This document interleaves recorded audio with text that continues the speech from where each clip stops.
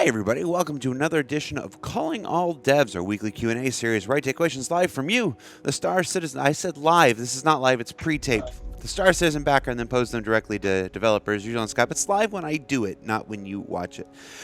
Joining us on the show this week, we are going to Foundry 42 UK and our own vehicle pipeline director, John Crew, who we gave a week off to last week, and we're going to make him pay with 2 questions this week. John, how you doing, man? Hello. I just heard the start of that. That's not what I signed up for. Well, you know, that's my trick. I don't actually sign anybody up for anything. I just spring on people. So that's why my calendar is just completely blank. It's like nobody knows what I'm doing throughout the day because you can't prepare for it. All right, I got 2 questions for you. Both right in the realm of vehicle pipeline system designer. You know, your conflux of experiences here. Yep. First off, Item System 2.0. Item System 2.0 has been worked on for some time. After 3.2's power systems, what else is there to do to complete the full implementation of Item System 2.0? So it's a bit of a sort of loose question, that because Item 2.0 isn't one thing. It's many things, and it's a way of working. So essentially, any new features that we add, just extend that. So probably a better question or answer would be what's left of Item 1.0 to be converted to Item 2.0.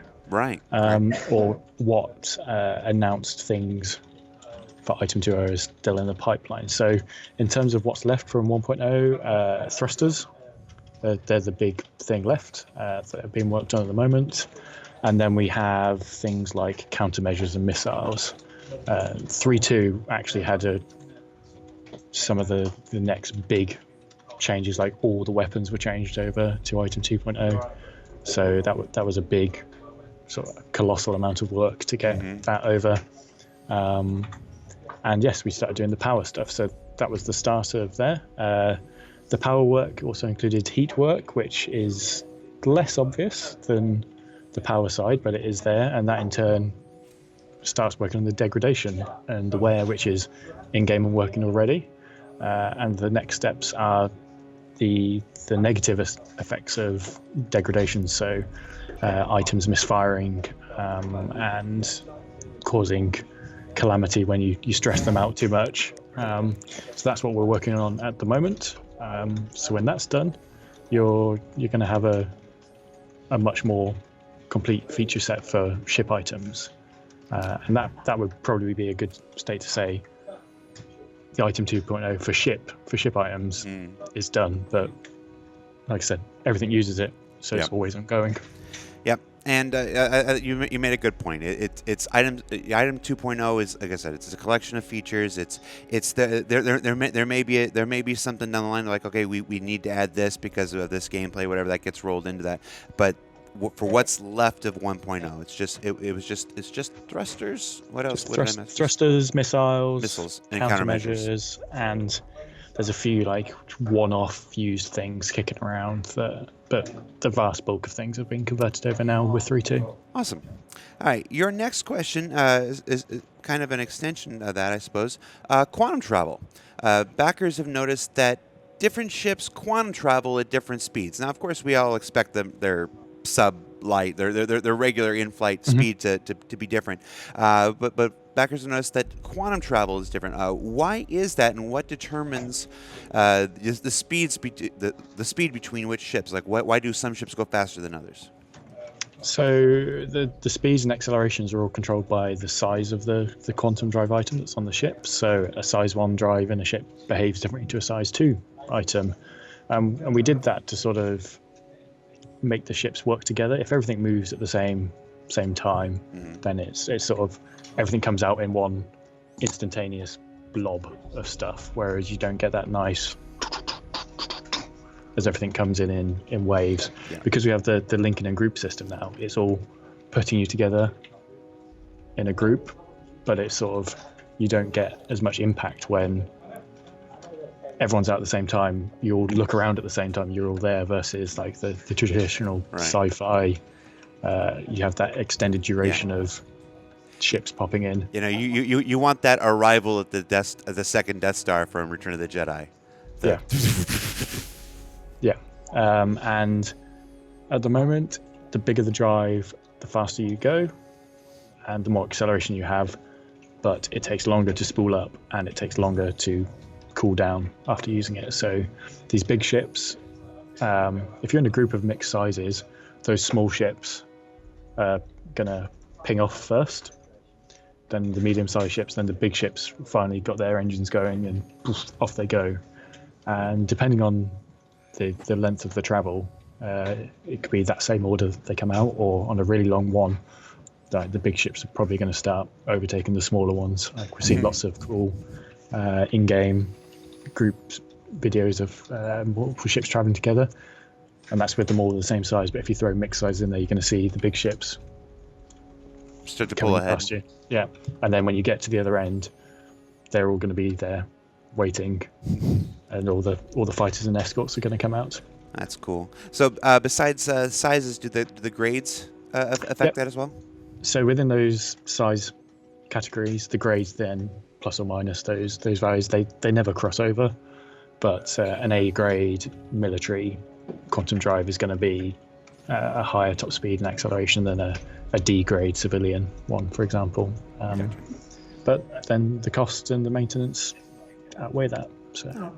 And I'm sorry, just to clarify for anybody who might not, there's a size, there's a type, and there's a grade to our components. There's the size 1, there's the type civilian, and then there's the grade D, or in John's example. Yeah. And you can read more about that in the Shipyard series of articles, which we published last year, available on robertspaceindustrials.com.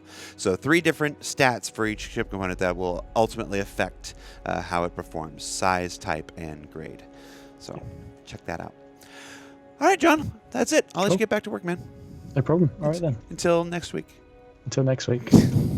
Or Right. RTV. Well, no, we've got Todd here in the office, so I'm going to try to do something different for RTV. So I'll send him some questions. Although, oh no, you will. Oh no, yeah, you will be needed for RTV next week, won't you? Yeah. Yeah. Yep. All right, I'll put that on your calendar. All right. Bye. All right. Bye. All right, thanks so much, John. Now we're moving just a couple desks down, maybe a floor down. I don't know. They're constantly rearranging in that office.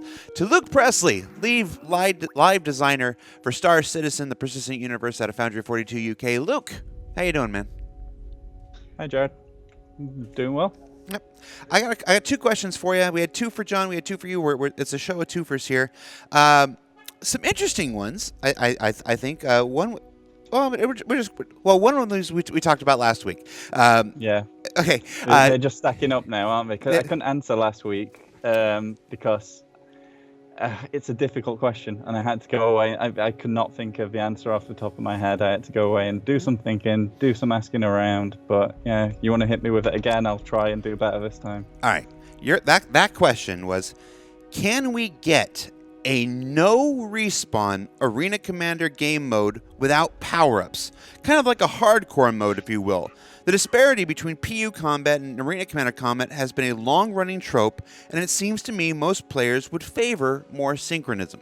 So in our discussions, I'm just going to sum up our because we talked for almost a good 30 minutes last week, but before deciding that we needed to tap out and come at this from another angle and do some more research.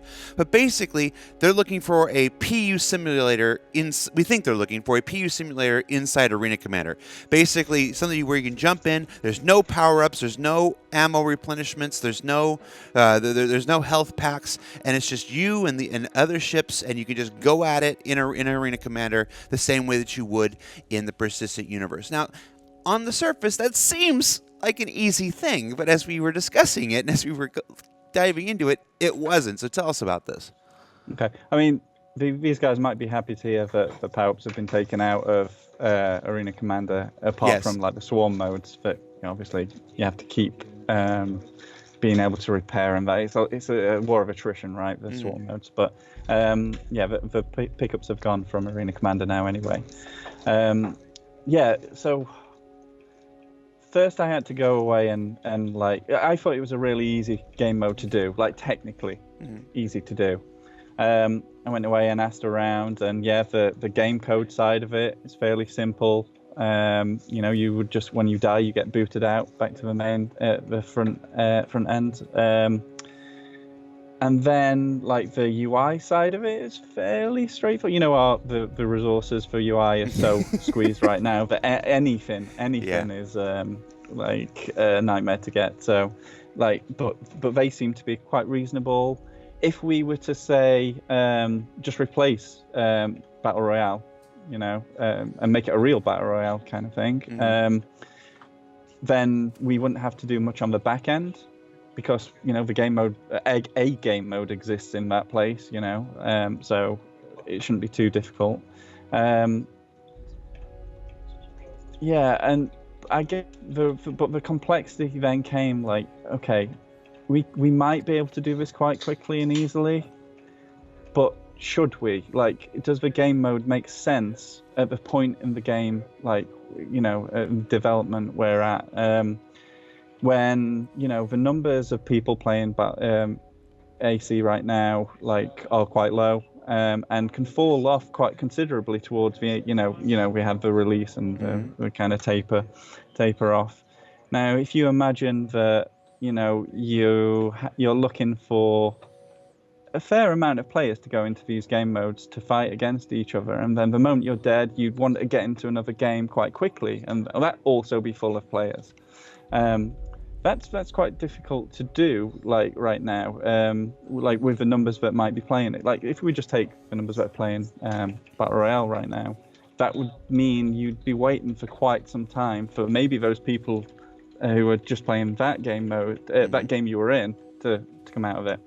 Also, the maps aren't very big, and they're without pickups that everyone goes in. Like, take PUBG, for instance. The reason that can last for 20 minutes, even people who die quickly might get 5 minutes out of it, is because there's a big map, they all drop in, and they collect. Like, part of it is coming from, like, a very balanced, like, a player that has nothing apart from his fists, like, and who can collect the best, like, this element of luck, but also skill and where you land. In our game, you come in fully loaded, with things that aren't balanced, like, like, some of the ships are obviously better dogfighters than others. So yeah, this game mode, the more I thought about it, it's very hard to balance, and when we may not have the players to make this an actually fun experience, like you'd imagine it. It took a lot of, like, me struggling with this kind of this idea to come to the conclusion that basically we are not ready for this. Even if it would be something we could possibly technically do quite easily, the game's just not ready for it. It's interesting because Arena Commander isn't the game. We often get that confusion that people think Arena Commander and Star Marine are standalone products. They are not the product that we are building. They are not the product that we are shipping. Star Citizen is, and that's the persistent universe, and that's borne out in our numbers. That's where the overwhelming majority of our players are playing the game that we're actually working our butts off to design. Arena Commander and Star Marine were test modes. They were modes designed to get us to the persistent universe. And in recent months and recent years, since the persistent universe has come along with such good strides, work on Arena Commander and Star Marine has fallen behind, and we see that in the player numbers. We've been like, Arena Commander has been ruined by our own success in the PU. Yeah. So now Aaron mentioned earlier this year that we're considering the possibility of hiring a development team specifically for Arena Commander and Star Marine. We're not ready to announce anything in that regard or anything yet. But if that happens, then you can expect a development of these two side features to pick up again, and maybe we evaluate something like this again at that time. But right now, yeah. If you were to jump into a mode where with one kill and one kill only, and you get in there, you'd be sitting in either spectator mode forever, at least I would be, or you'd be sitting in a queue that's even longer than it already is right now. So it's just not the gameplay experience we want to put out there right now. But definitely an interesting idea. When we talked about it for 30 minutes, I took this guy's side. I'm like, no, this is what he wants. He goes, there's also advantages here. I mean, yeah, it'd be imbalanced, but you could really expose those imbalances and stuff. And I was championing you dude. I didn't put your name here. I was last week when we were going around it and whatever. But ultimately, yeah, it's a neat idea. I think it's definitely something worth considering. Yeah, it totally is, and I was very excited by the prospect until I started looking into it, deeper. It's still a great idea. The game's just not ready for it. Gotcha. Then I got one more question for you. This time, we should have ended that one. That was a good one. Okay. The Hammerhead. With the Hammerhead release nearing pegged for 3.3, how do you plan to adapt the mission board so that missions, particularly combat-oriented ones, can scale in difficulty with ship sizes and capability? Are we going to allow some meaningful gameplay for these larger ships? Okay. So, balance scaling, difficulty scaling, I accept this mission and I turn up in a Hammerhead and suddenly we've decided to spawn you bigger enemies, more enemies, whatever. That's not something we will be doing. What instead we'll be doing is just offering more difficult missions, that people with lesser ships or fewer people in their ship, smaller groups would just not be able to compete in and complete. So that's the way we won't be balancing missions. We will be providing the kind of full array of difficulties, so that if we build a mission for a Hammerhead, like a fully loaded Hammerhead, but a group of 5 people in Hornets who are exceptional pilots want to try that, they can succeed, and get double the reward, double the risk, but double the reward should they complete it. Yeah. We did used to have back in the 2.0 days, we used to balance missions, and that was really frustrating actually for players, because it just meant that they always felt the exact same amount of challenge. That even if they rolled up with all their friends, it wasn't a cakewalk. It was the same over and over again. And if you were outgunned in the way we balanced it, you would always be outgunned, because no matter who you took. So we've gone away from it. I will say though, the one place we will balance difficulty is the interdictions. Yes. Because they are not your choice. And you choose to take a very difficult mission and you die, then so be it. You took that mission. Interdiction, if you are an Aurora and we spawn in a Hammerhead, we've done something wrong there. Now, hear me out though. Hear me out though. That would be really funny to watch on Twitch, though. It would be hilarious. That would be really funny to watch on Twitch. Yeah, but I would not want the Reddit posts after that. Maybe a 1 in 2,000 chance of spawning a Hammerhead if you're in an Aurora. Yeah. Just because it would be really funny to watch on Twitch. Yeah. If death wasn't such a big deal in this game, that'd be hilarious. But all right. Well, if that ever does happen in the game, it was a bug and not because I managed to convince Luke for 5 minutes after this call ended. It'll be your fault. Either way. Yeah. No, that's good. That's good. That's good to hear. I remember those days. Where it balanced based on the number of people you took into an area. So not only could you never gain any kind of advantage based on people, but if you showed up in a multi-crew ship instead of if you showed up 4 people in a Connie instead of 4 people in Hornets, you were pretty much at a severe disadvantage, even worse disadvantage then. So those were the flow graph days. Those were the days before subsumption where we had to do things very, very, simply. The other problem was you'd get out of your ship and be halfway, EVAing, and then someone else would turn up and the things would spawn in and blow up your ship, and absolute nightmare.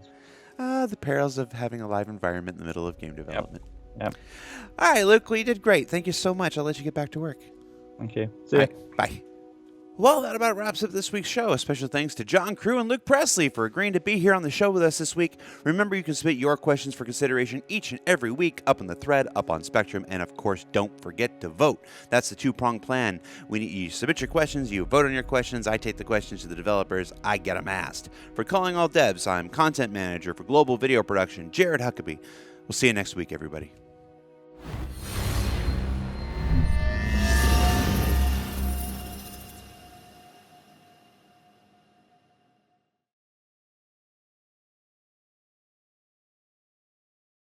Thanks for watching. For the latest and greatest in Star Citizen and Squadron 42, you can subscribe to our channel, or you can check out some of the other shows, and you can also head to our website at www.robertsspaceindustries.com. Thank you very much for watching.